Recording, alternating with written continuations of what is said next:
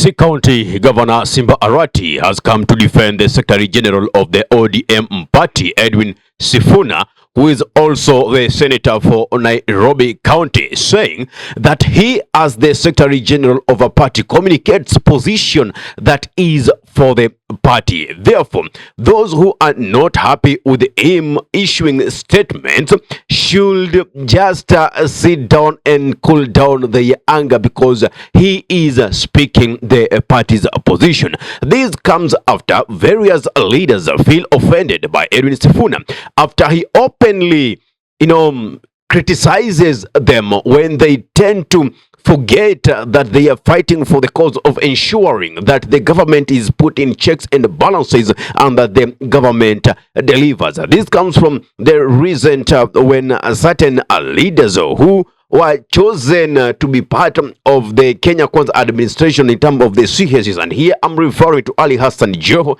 I'm referring to Opiyo Wandayi, I'm referring to Wycliffe Oparanya, and I'm also referring to John Mbadi, who up to now are seen to be drumming support for the Kenya Kwanza administration, and even some of them have been seen to defy what they were speaking before they were put into those positions.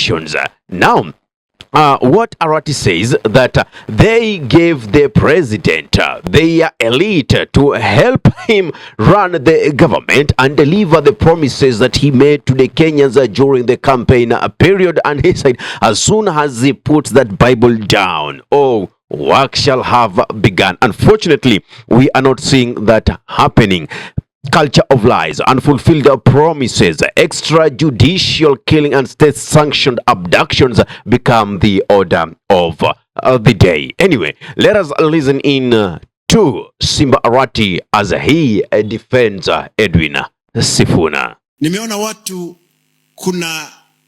wacha niulize, Secretary General wa chama chochote katika dunia hii ndio anakuanga msemaji rasmi wa vyama. Na nimeona ndugu yangu Sifuna, Senator Sifuna, akiongea kuna watu wanapiga yeye sana kwamba anaongea mambo yake. I want to remind the Kenyans, for ODM as the deputy party leader, our spokesman in the party is none other than Senator Sifuna.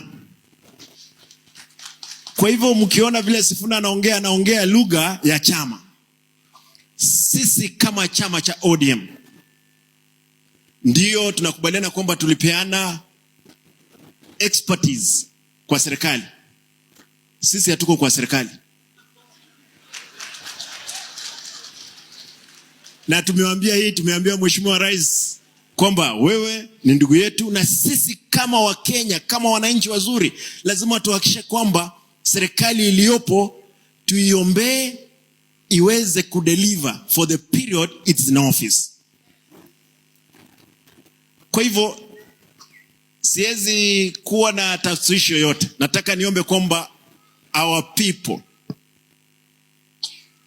wale wageni ambao umekuja hapa, I'm trying to be mean with my words, but I want to say, Asumugusi, Kisii County has 700,000 registered voters. In the advent of looking who is going to replace or take over after William Samoei Ruto in 2027, or the person who is going to compete with William Samoei Ruto come the year 2027, when Kenyans will be heading to the general elections to elect the president, governors, MCAs, senators, women representatives, MPs, call them. They are at Kisii County. Have decided, all the Gusii leaders have decided that Matiang'i Fred it is, and they are not backing down. They are saying they have sufficient numbers, and that they also want to be on the bargaining table as people who will be making decisions that will be meaningful in terms of steering this nation towards the right direction. It seems so many people are not in good terms with William Samoei Ruto, and so badly they want him back to Sugoi. Najua sisi kama Wakisii Ruto alikuja hapa 31st. Akakuja hapa tukakula mchele, akaimba kasongo, akatoka hapa hata shilingi moja hakutupatia. Akaenda hapa chini kwa ndugu zetu Wajaluo hapa chini. They are good brothers. Na mimi ni mtu wa ODM by the way. Na Secretary General wa ODM Kisii. Akachukua huko akifika Homa Bay, stadium ya kwanza akawapatia 500 million. Sisi wa Kisii tukiangalia. Kwa hivyo sisi kama wa Kisii tumeamua raundi hii hatutaki Simba tunampenda. Simba tunampenda. Wacha aende governor mara ya pili tutafikiria yeye huko mbele. Lakini kwa sahii wa Kisii, wa Nyamira na Kisii County tumesema tunasonga na Matia. Sema kwa sauti mpaka Kasonga asikie. Tumesema tunasonga na nani? Tumesema UDA tawe. Ruto tawe. Matiang'i wapi? Asante. Well, my take is this. The Gusiland have chosen Matiang'i, but not once, not twice. Personally, my personal reservation is that Fred Matiang'i is not the best candidate we can have as a nation or as a country. Why am I saying so? I'll just pick on one issue. There were extrajudicial killings during the Uhuru Muigai Kenyatta's tenure, and the person who was the CS for Interior was Fred Matiang'i. A lot of people are being abducted, and if they are found, some are found unalived, and the bodies that were found dumped in River Yala. And up to date, no investigation has reached a conclusion as to know who were conducting these abductions, to what merit and for what reasons. Up to date, we've seen nobody receiving justice. We have their families back in their places. These were people's sisters. These were people's brothers, uncles, the dads. These were family members. That pain that these people are going through up to date has not been solved because they wonder as to why their kins were unalived. Now, is that the person whom you want to make your president? A person who actually oversaw how people were being abducted, how people were being unalived through state sanctions. Hey, for me, Fred Matiang'i is not that best candidate. And this is where I come and say, I prefer if Miguna will be running for presidency, because for me, all the intelligence tests, I feel like the integrity test, I feel like Miguna is the best person. Anyway, I'm not pushing him.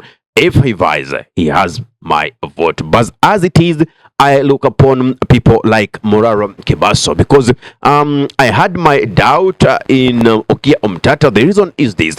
You see, when Kibet Bull was abducted, Okia Omtata had intel from his security. He did not act on it and warn Kibet Bull. I'm not saying he's the one behind it, but the fact that he kept quiet is a very big red flag. Let's say, for instance, you are the president. You receive intel that some terrorists are coming to attack your country and your people. Then you don't talk about it. After the attack, you come and say, you know, I received intel about this, and you never acted. So for me, that is a person who is slow in taking action that will be beneficial to the nationals. I don't know what's your take. I don't know what you think about this, but give me your thought in the comment section below. If you're watching from our YouTube channel, kindly subscribe and press notification button, so anytime that we are live or we upload content of this nature, you'll be the very first person to be notified. Ahmed Khalif is my name for the Unscripted Talks here in Durb Radio. Assalamu alaikum wa rahmatullahi wa barakatuhu. Kwa timba kali za Afrika, Durb Radio ndio mpango mzima.